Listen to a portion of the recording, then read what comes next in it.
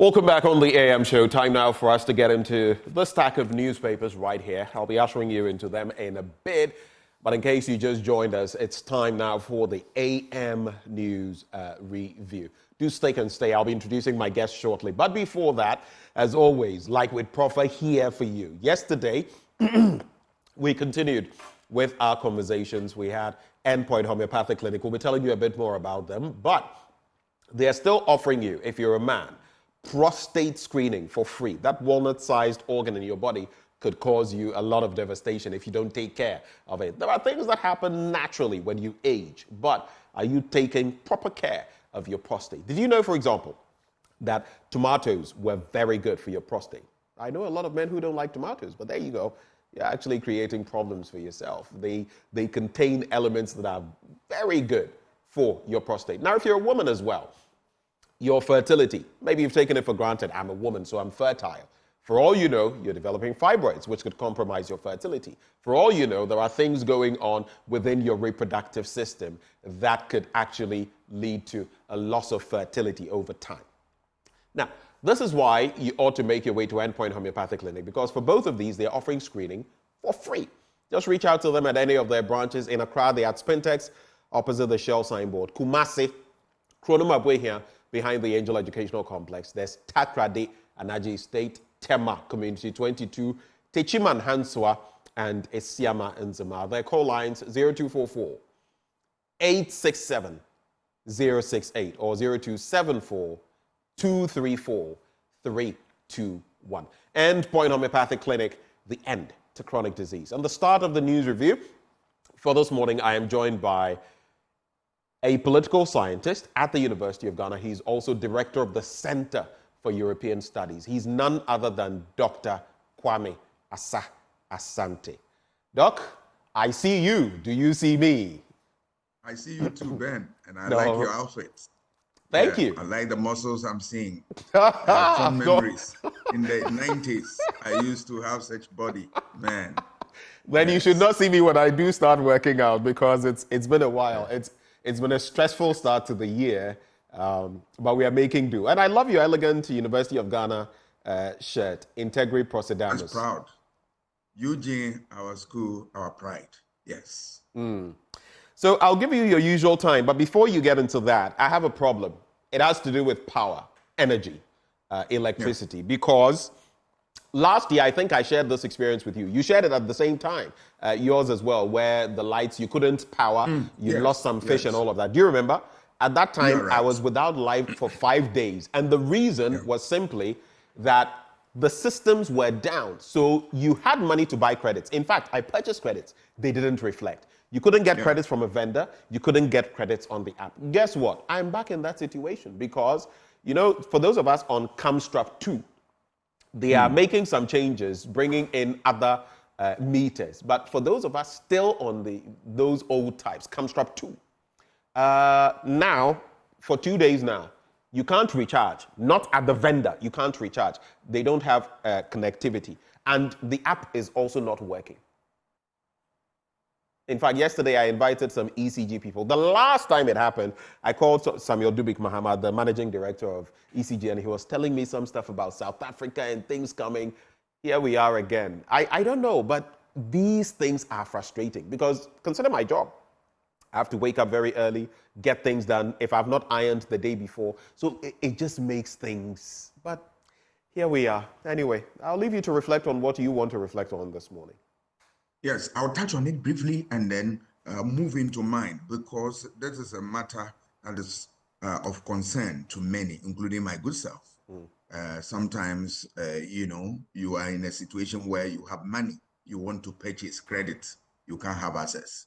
Why? Sometimes the light goes off without any notice to anybody. Meanwhile, you have planned your life in such a way that you want to make use of electricity for whatever that you have planned for, and you don't get it.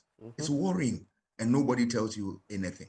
Today, is the ECG company telling? Is that information not forthcoming? Because what we are seeing is nothing but doom. So why are they afraid to say that? There's nothing wrong when you are governing and there are difficulties. Come out and say it. If it is not it, also clear it and let us not see that action that gives people the concern or they believe to want to describe it as such. I don't get it. If you govern in such a manner, you always give room for speculation, and it doesn't bode well for you.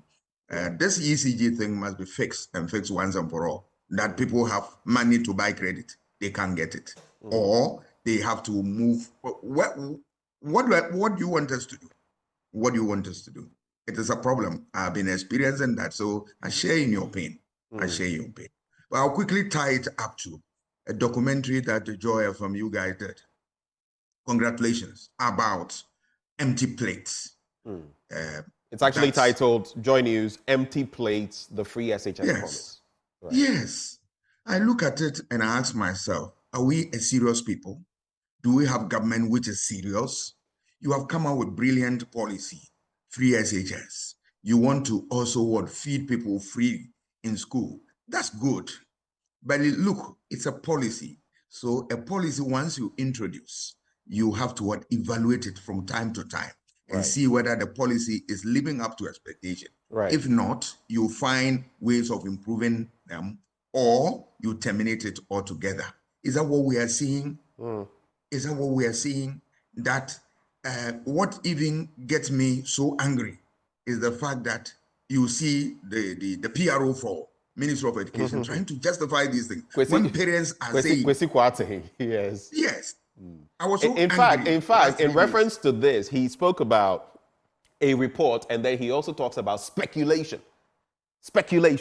But just 2 days ago, I hosted Dr. Clementa Park, who is, I believe, the deputy ranking member on the Education Committee of Parliament. We were here talking about the crucial issues and we activated the phone lines. Doc, I said, you should have listened to the calls we were having. Real stories on the ground. I believe Agona, SHS, even Wesley Girls. Can you imagine that one person called and said, as a parent, he was concerned because his ward had seen what is supposed to be rice delivered to Wesley Girls High School, and they were what was labeled. The label on the jute bag was poultry feed. Poultry feed. Can you imagine that? Can you imagine that? Yeah. Can you imagine that? But if you make mention of it, they'll tell you, oh, it is speculation. I don't know. What is that? And I was so angry that the PRO got the courage to defend these things, and then you will not let people talk. This is parents who are saying that we don't have food, the required food nutrient for our kids. Are they lying? How would parents lie about their own children when they are not getting the service that they are required? Why? When I look at him, I say, PRO, come again. It's so annoying. He shouldn't get us angry. All right. If you are governing and there are problems, share the problems with us. We will also come in and be part of the problem solving. That is how we govern. But you want to cover the thing. You don't want anybody to. I was so surprised when one of my colleagues talked about the fact that, we spend so much in feeding our kids. And I said, I don't believe this. I took a phone and I called a journalist friend and he confirmed. And I said, really? Because all this while I did not know. And my worry was the fact that teachers were not speaking. Obviously, you can understand. They will be intimidated. Headmasters were not speaking. If you speak up, you may be sanctioned. You may even be relieved of your position. You may be transferred to some other place that you may not like. What type of culture of silence in education is that? Are we back to that era? I'm not sure we are back to that era. That we can't complain about a system that we have put in place, that we fund. Remember, public policy is driven by state resources. So when you are putting my money in there, I have a say in that. Why are parents shying away? Now that they are speaking, all right, who is also forcing them to speak? We don't have to sit down for things to go wrong. We are stakeholders for that matter. So when something is not going well, we have every right to speak and damn the consequence. Of course, we are guided by the rules of the game. We speak, making use of the rules of the game. But look, we will continue to speak. Whoever is not happy, he can go and then have a rest at home. We will continue to speak, criticize the system, and we will not also hesitate to praise when praise is deserved of that action. So please, Mr. Government, please, the ministry, do things right, because you are not, doing things right at all. Parents are worried. Their children are not getting the right nutrient for the food that they consume. They are looking for opportunity to supply food, and there are always difficulties. Why? Why? You have a beautiful policy. Just open up, allow stakeholders to come in, and then let them be part of the problem solving. But if you cannot solve it, and yet you won't open your doors up for people to also have opportunity to contribute to that, then what type of governance is that? Please, that is opaque. We don't want that. Thank you very much for your thoughts, Dr. Kwame Asah-Asante. Let me start with the stories in the Daily Graphic newspaper. Police arrest Edubuahin murder suspect. And then there is Jospon distributes VinFast e-cars in Africa. There's also WASI calendar revised. And there's Graphic Business Stanbic Bank breakfast meeting. We brought you a live coverage of that yesterday. Prioritize tourism in development agenda. Sector fetches $3.3 billion in 2023. GTA CEO to government. On the back page, which is where I'm going to start from, African hockey chief defends safety of Ghana's pitch, and Rosie Abua wins gold for Ghana in high jump. You may have heard, Doc, about the South Africans withdrawing their male and female teams because the Theodosia Oko hockey pitch they felt was not safe for their players who have qualified for the Olympics. Well, the president of the African Hockey Federation, Saif Eldini Ahmed, has stepped forward to give assurance of the safety of Theodosia Oko Stadium the hockey stadium for all participating countries following the recent withdrawal of South Africa from the African Games, amid concerns by South African officials about the safety and readiness of the venue for the competition. Now, he acknowledged the challenges in venue preparation due to delays by the contractor. Mr. Ahmed also maintained that after meetings, all participating federations had agreed to proceed with the competition. It does not mean the right thing was done. They agreed to go ahead with it. And he makes mention of a point. South Africa's withdrawal from both the men's and women's hockey teams last Monday highlighted concerns over the readiness of that stadium. And the head also pointed out that among the 25 African countries recognized by the Africa Hockey Federation, only South Africa had a certified pitch. However, he expressed optimism that the Theodosia Oko hockey pitch would attain certification by October, coinciding with the Under-21 African Hockey Tournament. I asked myself, we were supposed to host this in 2023. That is why it is Africa 2023, the African Games. We had to postpone because we were not ready. And in 2024, our hockey pitch was still not up to scratch. But there's some good news. In a historic moment for Ghana athletics, the nation's anthem echoed through the University of Ghana Stadium last night as Rose Amwenima Yeboah clinched gold in the women's long jump event. Yeboah's remarkable 1.90-meter jump in the final event secured her victory, marking the first time Ghana's anthem has been played at the competition in celebration of an athletics triumph. All the others have been in some other sports. In fact, when you look at our medal haul, about 41 or so coming from arm wrestling alone. It tells you that in some other areas, we are not exactly performing. Any reactions to the sporting news before I go on to other stories? Yeah, I think we commend the lady who had just made Ghana proud, the high jumper. Right. The field event is a very difficult exercise. So when you see a woman, for that matter, doing her best, we are happy. And we salute her. We salute her. But come to talk about the hockey stadium, for me, it's a sorry story, an ugly spectacle. I don't know why such an international program, we created that mess for ourselves. The whole world is watching. They are reading about what is happening. And this is not a good advert for this country at all. More so when we are talking about this particular stadium, which was very close to the heart of Professor Mills. You recall? The day that they were repairing the stadium, Professor Mills was there because he himself was a hockey player. Yeah, back in his day at the University of Ghana. Yeah. Yes, that we would maintain the standard. And then if the time came for us to do a few finishing up for this tournament, we will put our house in order. But what has happened? I think the organizing committee and the ministry would take political notice of this, right all the wrongs, and so that the next time we don't have such bad publicity. It's not good for us at all.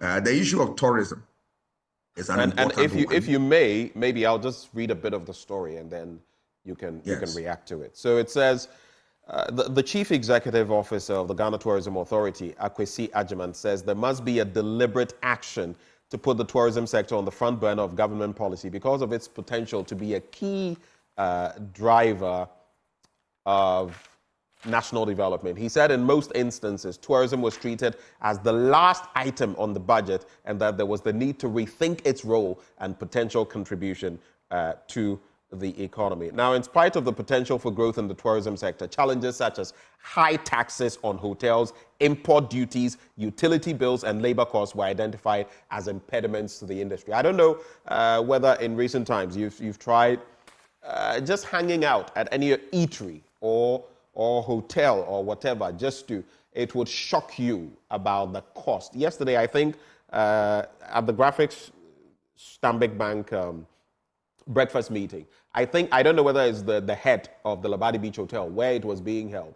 He says some of the fish, for example, they can't source it in Ghana. If you do, you will not get the right quality and you may not get the right quantity. So they have to source it from South Africa. And the taxes on them, it means if you crave that and you are going to that entity, through no fault of theirs, already the cost is sky high, even before they can add on anything. These are impeding the tourism sector. Very, very unfortunate. Yesterday, I listened with rapt attention the program that was organized, and kudos to your team. You did a lot by asking the relevant questions. I was very much in love with the question posed by, Winston about whether the problem you raised about the manager saying that some of the items, they can't get them here at the right qualities and quantities and all that. We have to start from somewhere. If you're talking about fish, the ministry has done a lot by helping the aquaculture to grow.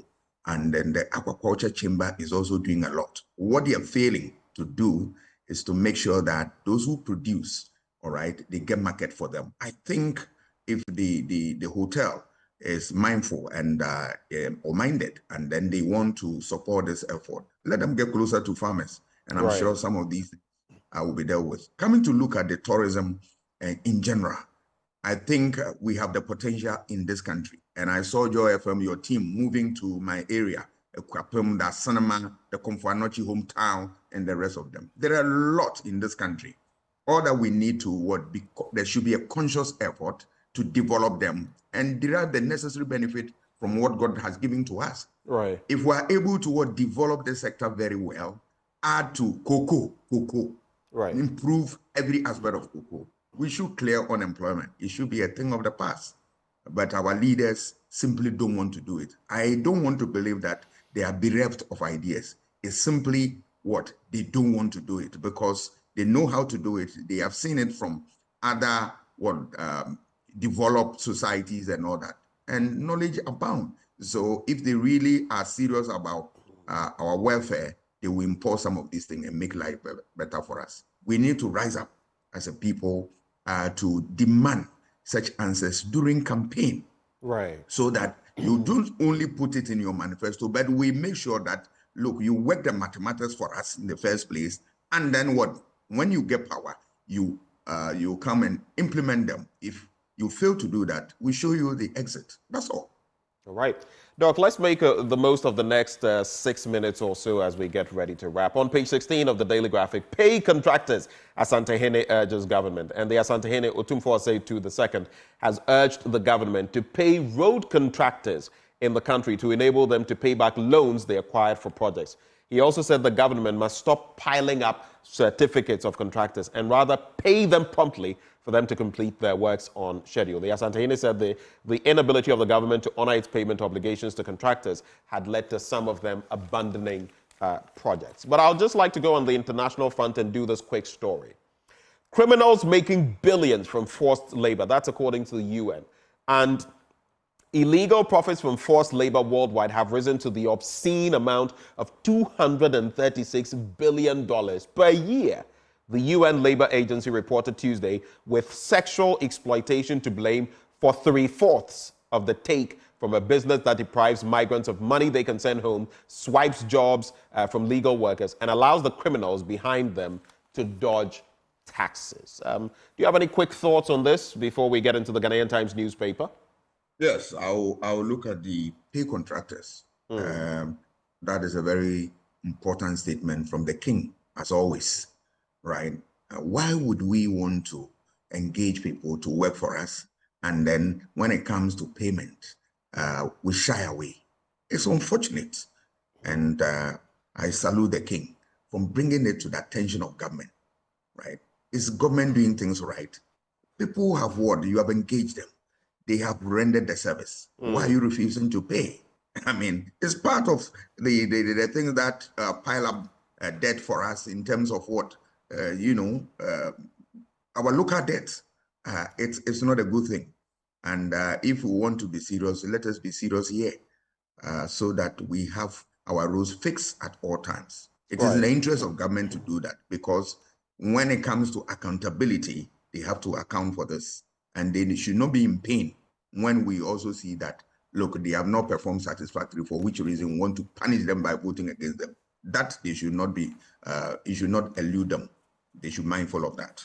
All right. The other one is what, the 236 billion that we lose through this illegal activities within the world stage. These things are of great concern, and that we need to find solution to this. It's becoming one too many, and I think the international community must rise up to the occasion and deal with it head on. In the Ghanaian Times, I will focus on the president giving us his assent to the anti-gay bill, so to speak. Now, I'll start from page 8, where AG advises President to hold on to assenting to LGBTQ plus bill. The Attorney General and Minister of Justice, Mr. Godfred Yeboah-Dame, is advising President Akufo-Addo to hold on to assenting to the Human, Sexual and Family Values Bill 2024 until the Supreme Court decides on 2 actions filed by Richard Delaskai and Dr. Amanda Odoi to challenge its constitutionality and consistency with the 1992 Constitution. Citing what it says, in the circumstances, I am of the view that assenting to the bill while the applications for the interlocutory injunction filed in the 2 suits are pending will render the said applications ocious and undermine the authority of the Supreme Court to determine the issues raised in them. Ocious or otios meaning that it will be futile. But then, when you go to page 4, we have the minority also responding. The Office of the President has told Parliament to desist from transmitting the Proper Human, Sexual Rights and Family Values Bill 2021 to the President for his assent. The office explained, I basically cited that, but there are some reactions because the minority says the presidency is now overreaching, that it is overreaching its powers and that it is not acting in consonance with what is required of them. An application for injunction, Haruna Idrisu, the former minority leader, argued, was not an application in itself for the president to delineate his duty as he is enjoined by the Constitution. The count from the day the clerk submitted the bill to the office of the president was on, and should the president not assent or communicate back to Parliament within 7 days why he can't assent to the bill as required of him in Article 1067, quote, we will hold the president responsible for constitutional breach. Your thoughts? Yeah, a very interesting conversation there. But I am with the president because the issue is before the Supreme Court.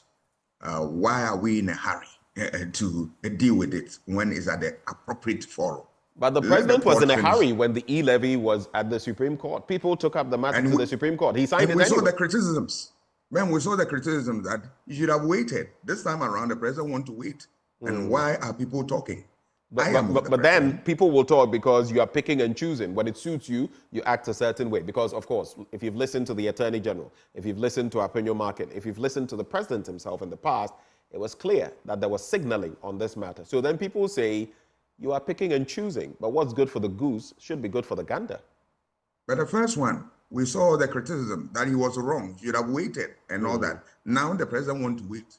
Why are people also not interested in that? I believe that we should wait. Let the Supreme Court will finish its work, and then we come back and see whether the president will sign or not. It shouldn't be difficult. Definitely, this bill will either be signed or not be signed. It's just a matter of time. So I believe that we have to wait and wait till the Supreme Court finishes its work. All right. In the Daily Guide news paper, late Kiki B's CEO's girlfriend freed.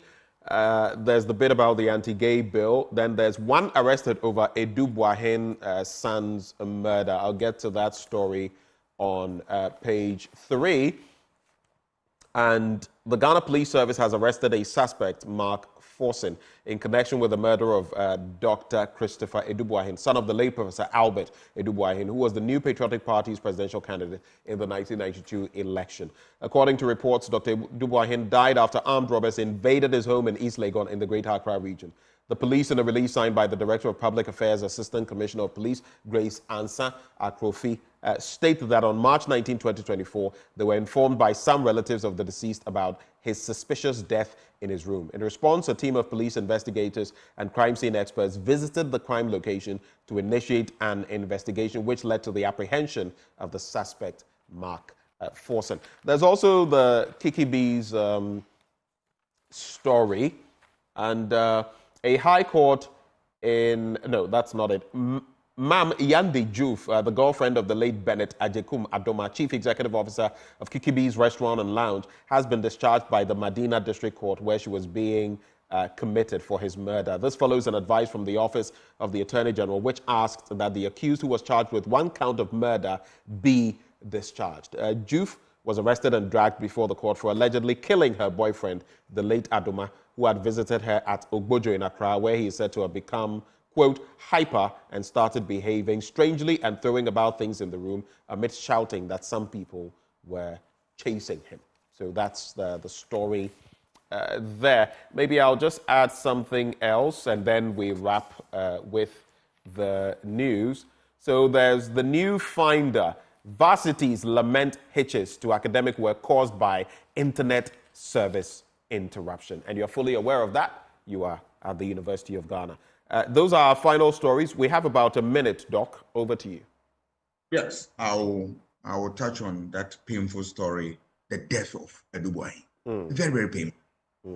And this thing is gradually becoming, JB Dankwe in our system. JB Dankwe Major Mahama, among others. Yes.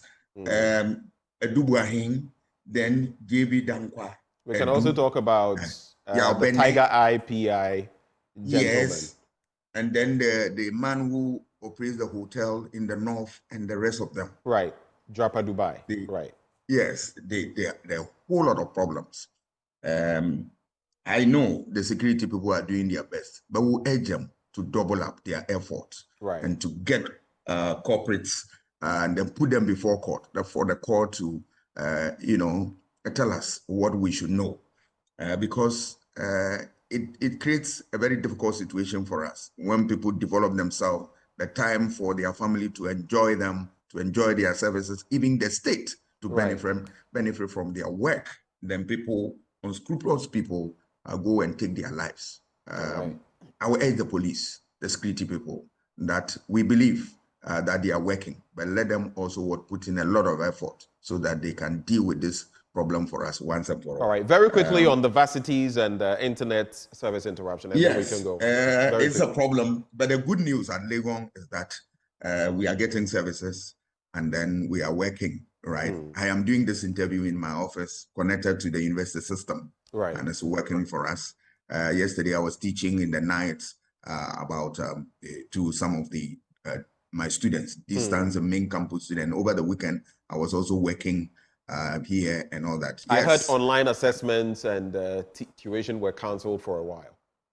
Yes. I know that in this difficult time, sometimes there will be hitches here and there. But so far, what I've experienced, so good.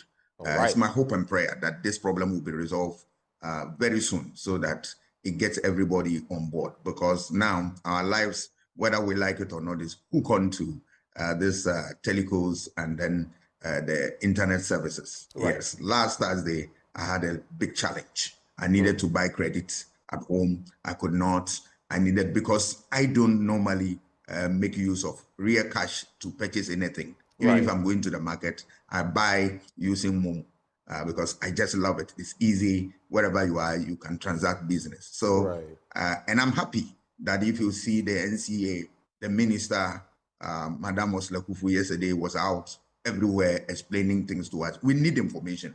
And I also commend MTN. They give us updates, and that's what to do. We expect them to double their effort and then finish this thing in no time. Thank you. Thank you, Doc, for making time to have breakfast with us. Dr. Kwame Asah-Asante. He's a political scientist, also director of the Center for European Studies. I wish you a wonderful day. Right before we go, right before I bring in sports with Muftau Nabila Abdullahi, Endpoint Homeopathic Clinic, helping us bring you this segment as always. What are they offering you? If you're a man, prostate screening for free. If you're a woman, fertility screening for free. Here's where you can find them. In Accra, at Spintex, opposite the Shell signboard. Kumasi, Kronoma here, behind the Angel Educational Complex. There's Takrady Anaji State, Tema Community 22, Techiman Hanswa, and the Siamanzama. Their call lines 0244 867 068 or 0274 234 321. Endpoint Homeopathic Clinic, the end to chronic disease. But just the start of sports, up next. Do stay.